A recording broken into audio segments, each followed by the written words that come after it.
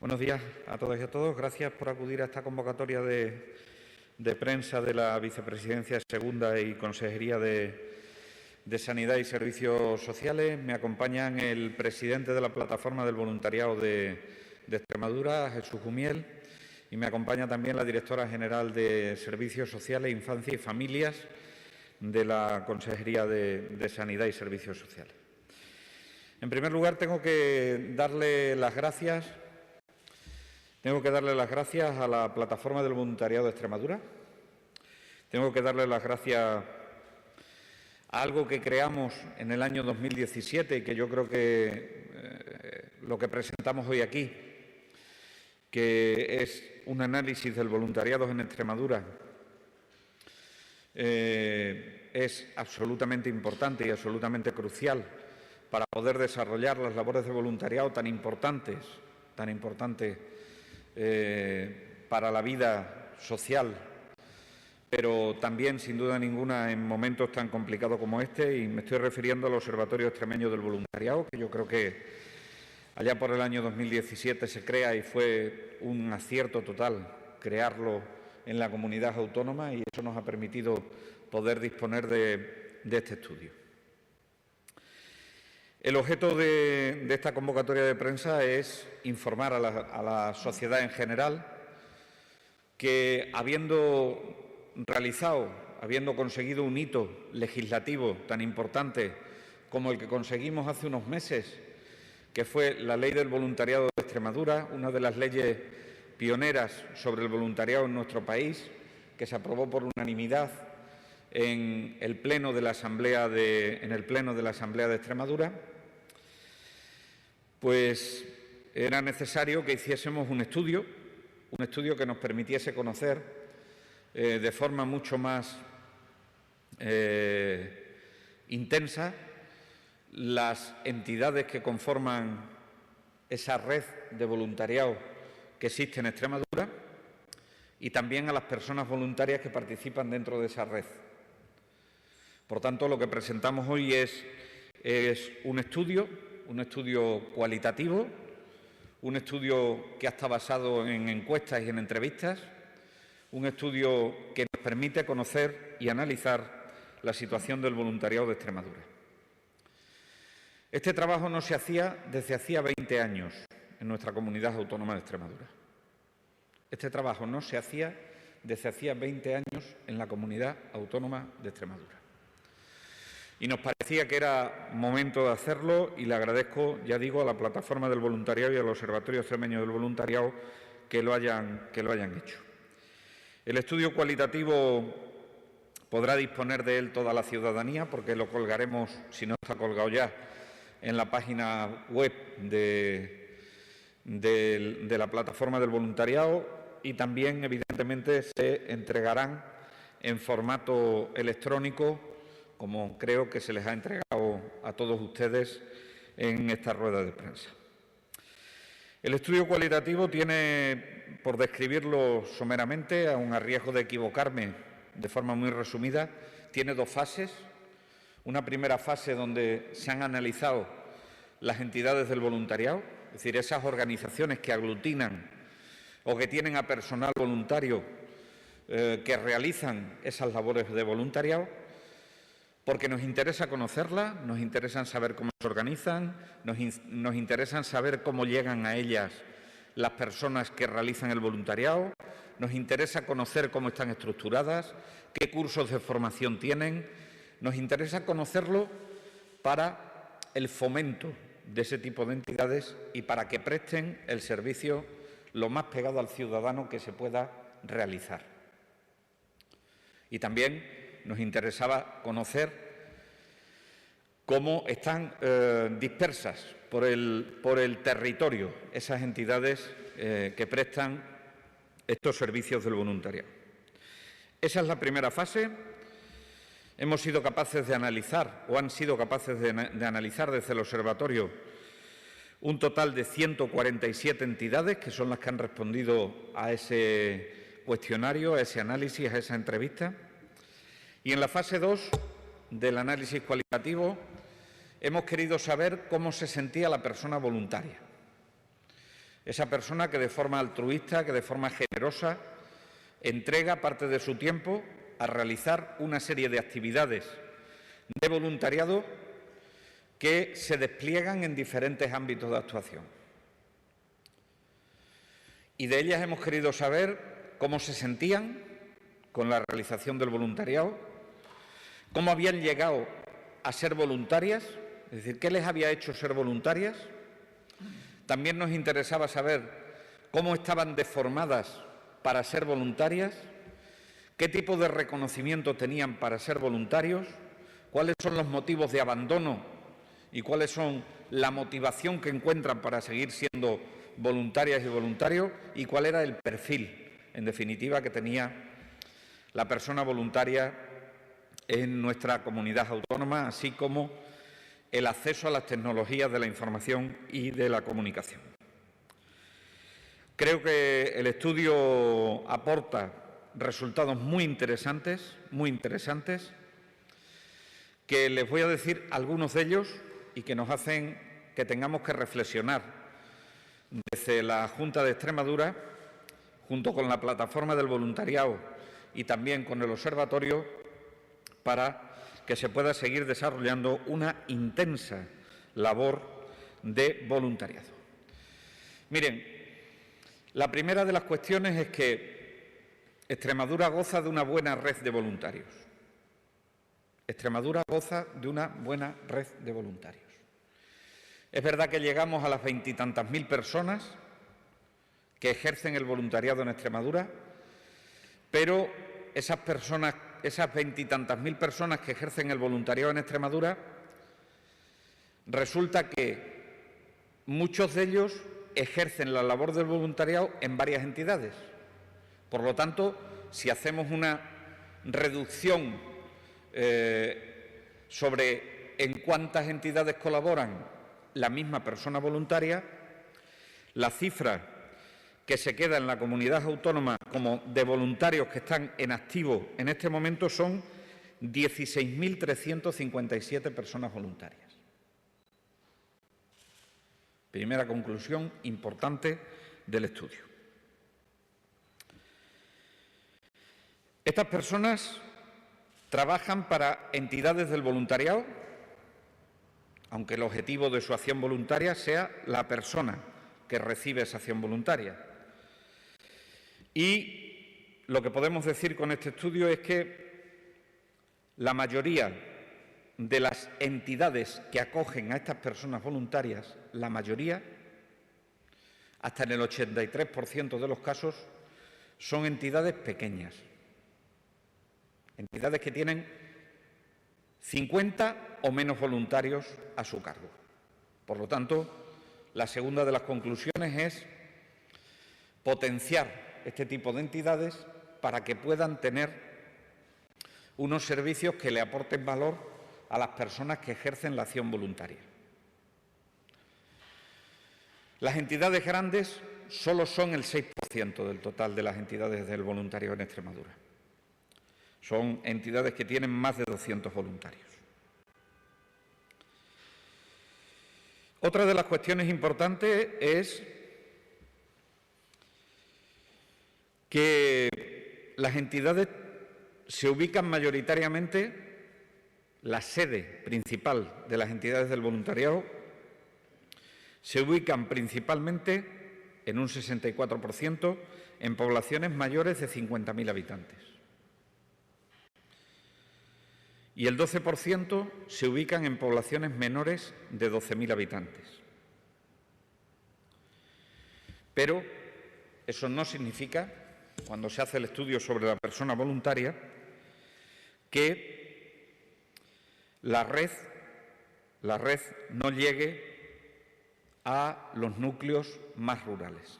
De hecho, la mayor parte del voluntariado se realiza en los núcleos rurales o en el núcleo autonómico, y menos en el núcleo nacional, por lo menos de las entidades que están asentadas en Extremadura. Por lo tanto, aunque las sedes estén en esos lugares grandes, sí quiero decirles que la mayoría se dedican a realizar acciones del voluntariado en el entorno rural. Y eso es muy importante para la Comunidad Autónoma de Extremadura y es algo que debemos seguir fomentando.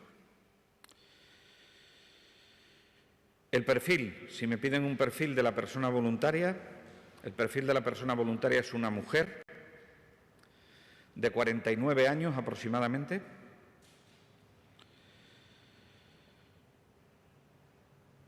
que suele tener estudios superiores,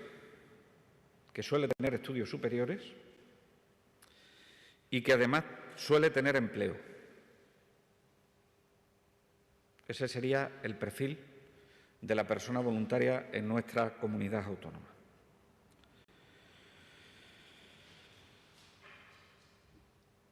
La mayoría del voluntariado se ejerce en el ámbito social. Hasta el 72% se ejerce en el ámbito social.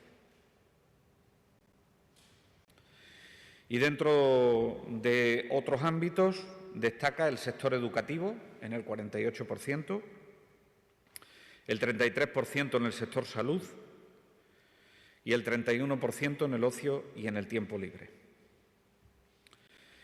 Dentro de la acción social destaca sobremanera aquellos que están relacionados con el ámbito de la discapacidad, bien en el ámbito de la discapacidad física o de la discapacidad intelectual. Hasta el 41% se destina a ese apartado, seguido por un 35% que se dedica a la juventud y a la adolescencia, que son sectores de población para nosotros muy importantes para tener una sociedad del futuro mucho más adecuada. Si tenemos que llevarnos algo de enseñanza, llevarnos algo de enseñanza es, primero, que la persona voluntaria elige ser voluntaria por el boca a oreja, es decir, porque se enteran que hay otras personas que están ejerciendo el voluntariado, ellos se enganchan, por decirlo de alguna manera, a la acción voluntaria. Ese es el principal método de llegar a ejercer el voluntariado. Por lo tanto, hay que insistir mucho y en fomentar mucho este tipo de relaciones, de vínculos entre estas personas. Y luego, una vez que la persona es voluntaria, si hacemos un análisis cualitativo en los ejes y en los criterios de calidad con los que debería contar una persona para ejercer la acción voluntaria, tenemos que mejorar en general, y esto es una tarea para la Junta de Extremadura y también para la Plataforma del Voluntariado de Extremadura, en la formación del voluntariado. Cuando se hace el estudio se ve que menos del 50% ha accedido a una formación del voluntariado de forma adecuada. Hay que insistir mucho en que la acción voluntaria ganaría muchísimo más valor si se encuadrase dentro de lo que se denomina un plan o programa del voluntariado. Un plan o programa del voluntariado. Por lo tanto, esto que lo permite la nueva ley del voluntariado es algo que tenemos que trabajar en el futuro. Y también otra de las áreas de mejora que tenemos que realizar es el reconocimiento de la acción voluntaria. No estoy hablando de homenajes ni estoy hablando de pago de dinero al voluntario. Estoy hablando del reconocimiento de las habilidades que desarrolla el voluntario en la acción voluntaria. El certificar que esa persona ha realizado una actividad del voluntariado y que ha desarrollado en esa actividad del voluntariado tales habilidades. Y eso en el futuro, para lo que le valga a la persona voluntaria, pues que lo pueda utilizar. Porque ese es el mejor reconocimiento que se puede entregar. Por lo tanto, este estudio lo que nos dice es que esas son las tres áreas de mejora fundamentalmente en las que tenemos que basar nuestros esfuerzos, tanto por parte de la Junta de Extremadura como por parte de la Plataforma del Voluntariado. Formación, encuadrar a la persona voluntaria dentro de un plan o programa del voluntariado y reconocimiento de las habilidades del desarrollo de la acción voluntaria. Y en eso nos tendremos que poner a trabajar, desde luego desarrollando la Ley del Voluntariado de Extremadura como ejemplo, pero también, evidentemente, capacitando y desarrollando a las entidades que realizan el voluntariado. Le paso la palabra al presidente de la Plataforma del Voluntariado, don Jesús Gumiel, y luego quedaremos abiertos a cuantas preguntas tengan sobre este tema.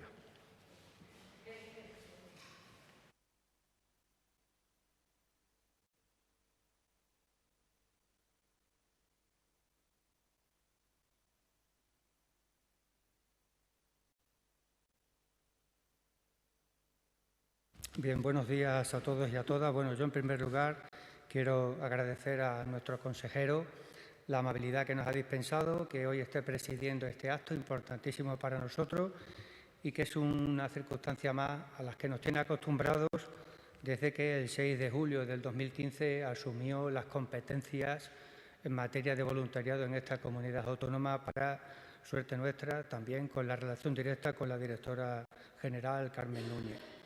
Como bien ha dicho, hay tres hechos o tres circunstancias fundamentales que nos llevan a elaborar este trabajo de análisis de voluntariado, un trabajo ingente, muy laborioso. Y el primero, pues es eso, la creación en el año 2017 del Observatorio Extremeño del Voluntariado, que no existe en ninguna otra comunidad autónoma y que está demostrando que optimiza recursos y establece estrategias. El segundo, esa decisión que se toma en el año 2018 desde la Dirección General de solicitar que trabajemos en el análisis de la situación del voluntariado en Extremadura, precisamente para marcar las estrategias futuras. Y la tercera, la herramienta normativa, la Ley del Voluntariado, la Ley 12/2019, de 11 de octubre, que sin duda pues, ha marcado un referente también, sobre todo porque sale de la base y con la complicidad de la Asamblea, de la Consejería. En cuanto al trabajo, se diferencia lo que es el estudio de las entidades, como bien ha dicho, de las personas.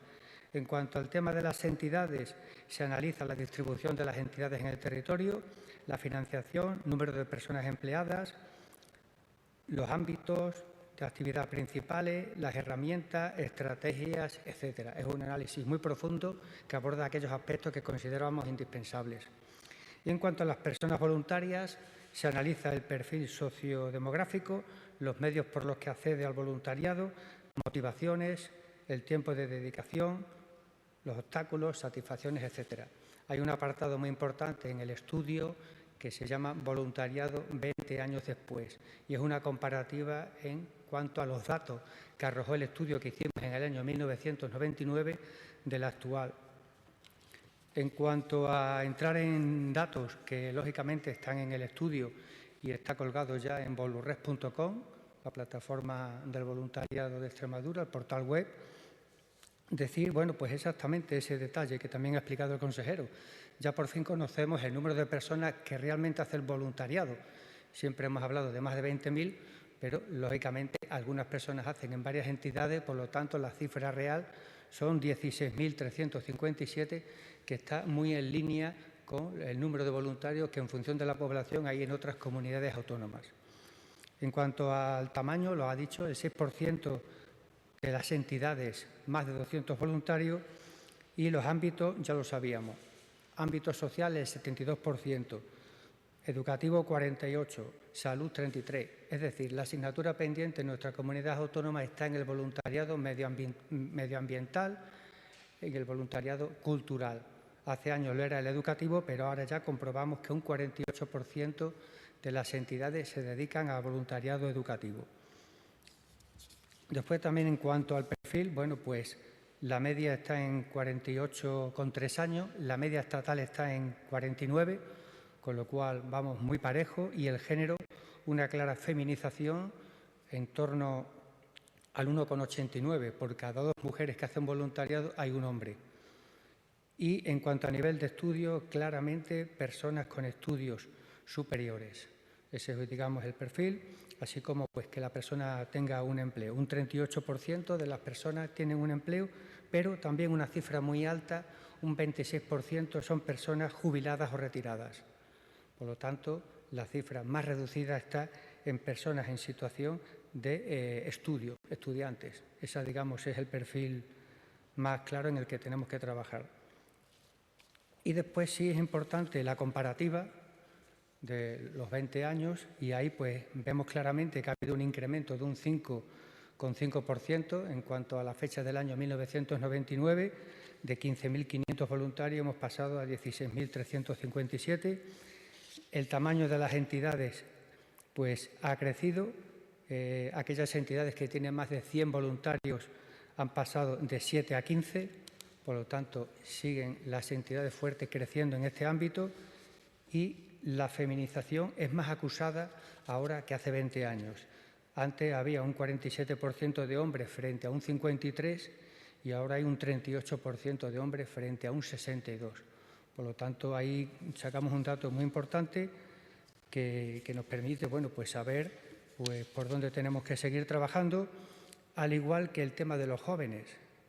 Se ha reducido en los jóvenes de 18 a 29 años del 52% hace 20 años al actual un 18%.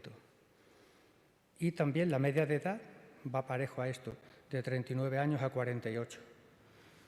Y en cuanto al perfil del Estado civil, personas casadas ha pasado de un 28% a un 50%. Y personas solteras de un 66% ha bajado a un 35%. Entonces, son datos que, lógicamente, precisábamos conocer para precisamente eso, trabajar la estrategia. Y en el tema del empleo, lo que habíamos incidido, personas que están pues, realizando un trabajo y, sobre todo, con un perfil universitario. En 20 años se ha pasado del 9 al 41%.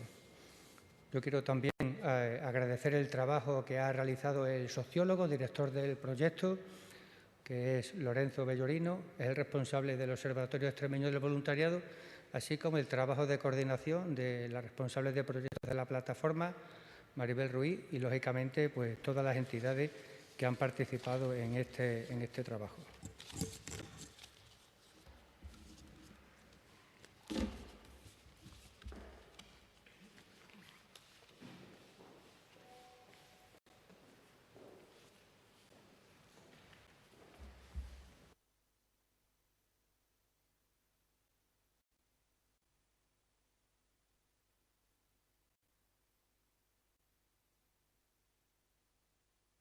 A preguntar sobre otro asunto, si puede ser. ¿Una pregunta sobre este tema? En principio, ¿no? ¿Hay alguna pregunta sobre este tema? Sí. Pues entonces le pasamos, si os parece, el micrófono y ahora respondo a otra pregunta.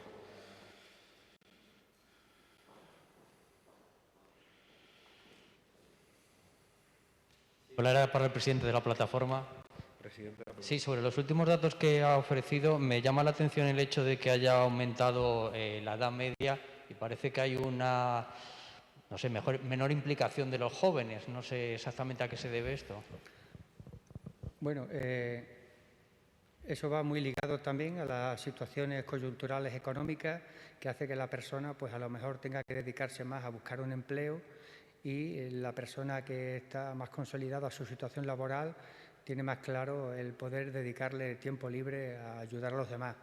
También el tema de la formación ha influido mucho y por ello personas que tienen una formación universitaria o incluso ya están realizando un trabajo, pues complementan más su formación y las ONGs que informan y forman al voluntariado antes de dar el paso también ha crecido. Por lo tanto, ahí tenemos un perfil de un voluntariado más cualificado, más riguroso y más serio. Entonces, todos esos datos, pues al final nos llevan a esta cifra, pero evidentemente está claro que tenemos que trabajar el voluntariado con los jóvenes y ahí los centros educativos y la universidad pues tienen que ser nuestros aliados y en eso nos volcaremos.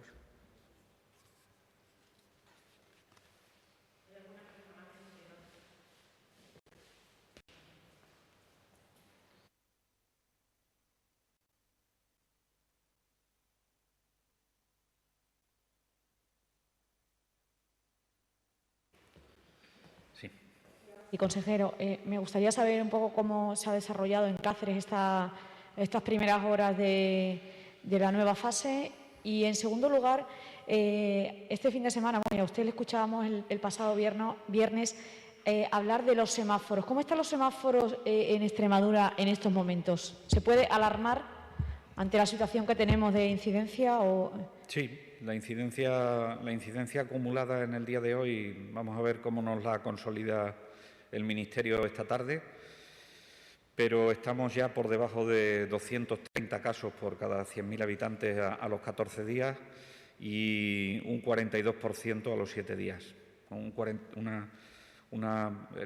La incidencia acumulada a los 7 días, mejor dicho, supone un 42% aproximadamente de la incidencia a los 7 días. Por lo tanto, en el global de la comunidad autónoma estamos bien.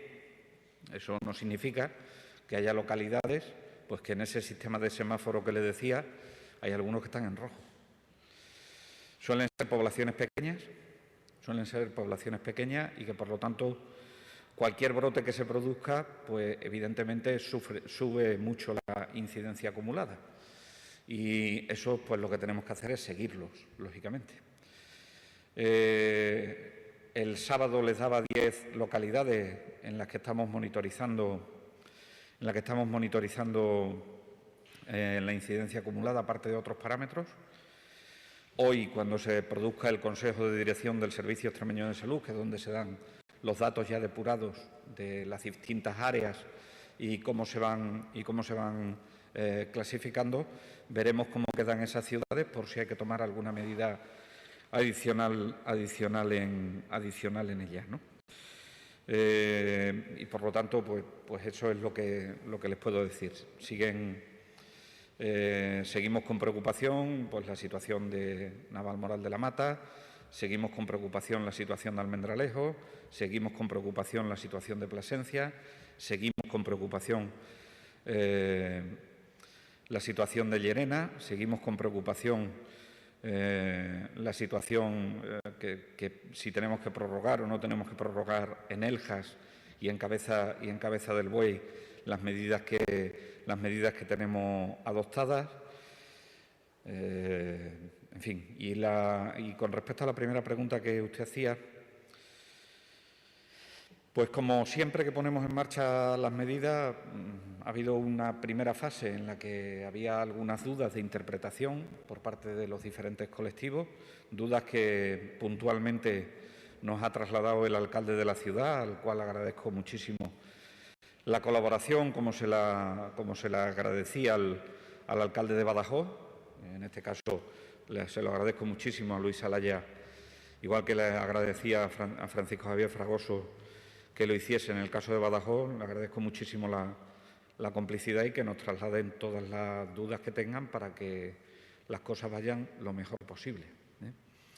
Pero en principio mis percepciones son buenas, no ha habido incidencias de destacar y espero que sigan bien. Sí hago un llamamiento a la unidad de acción en los grupos políticos de la Corporación Municipal del Ayuntamiento de Cáceres. Hago un llamamiento a la unidad de acción. Estos no son tiempos para usos partidistas, ni siquiera para críticas que tengan que ver con situaciones partidistas, ¿no? Son tiempos en los que hay que arrimar el hombro, porque que yo sepa, de lo que podemos estar seguros es que el SARS-CoV-2, es decir, el coronavirus, no entiende de siglas políticas, ni entiende de límites de ciudades, ni de límites de provincias, ni de límites administrativos. Por lo tanto, pido, por favor, un trabajo intenso en la unidad de acción con respecto y aglutinarse alrededor del alcalde en estos momentos en los que más lo necesita. Para nadie es fácil tomar medidas en una ciudad concreta, pero por supuesto los alcaldes están sometidos en primera persona a las dudas que puedan tener los ciudadanos y las ciudadanas como para que otros grupos políticos se dediquen a criticar o a hacer cosas que en este momento no proceden. Ya vendrán tiempos de hacerlo.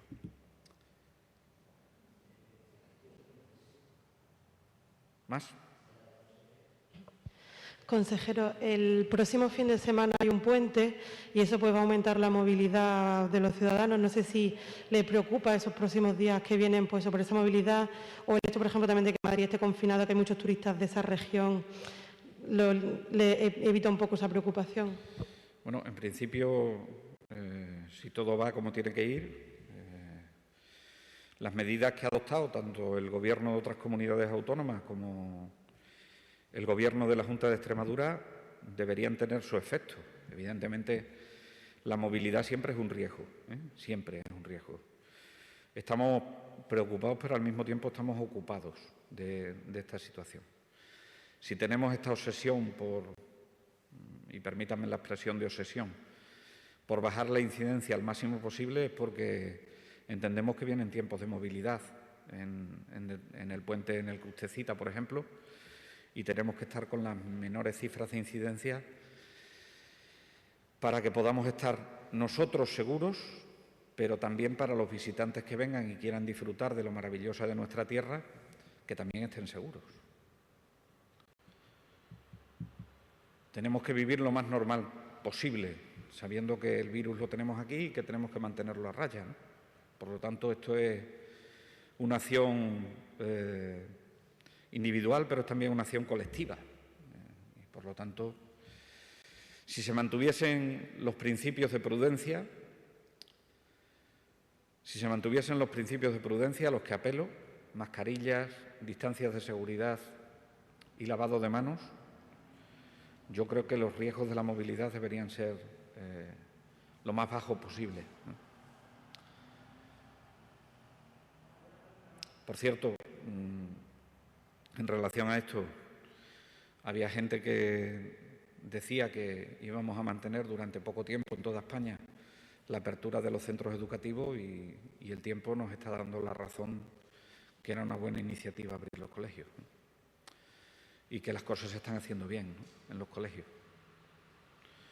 Pues igual pasa con la movilidad, igual pasa con la cultura, igual pasa con el ocio, igual pasa con todo, ¿no? De hacer un uso responsable de las cosas,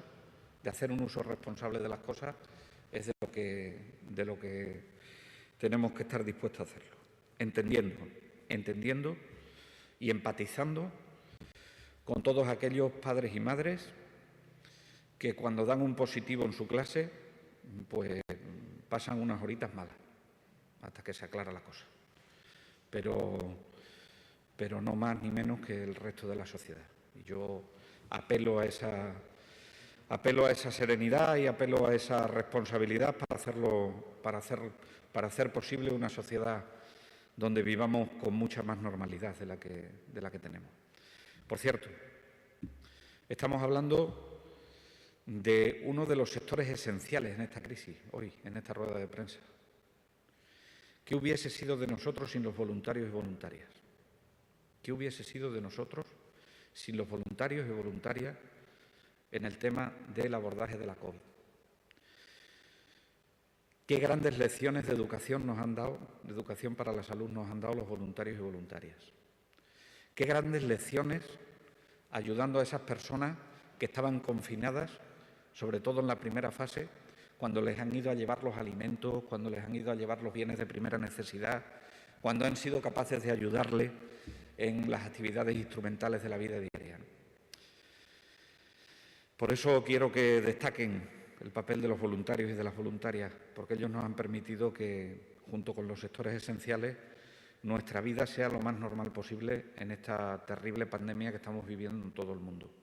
Y, por lo tanto, este estudio es un estudio que no es baladí, y sobre todo en estas épocas donde más que nunca tenemos que valorar la acción del voluntariado.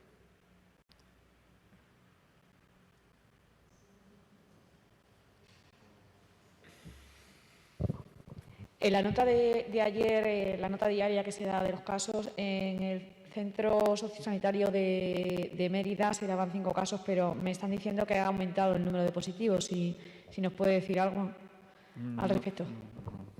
No.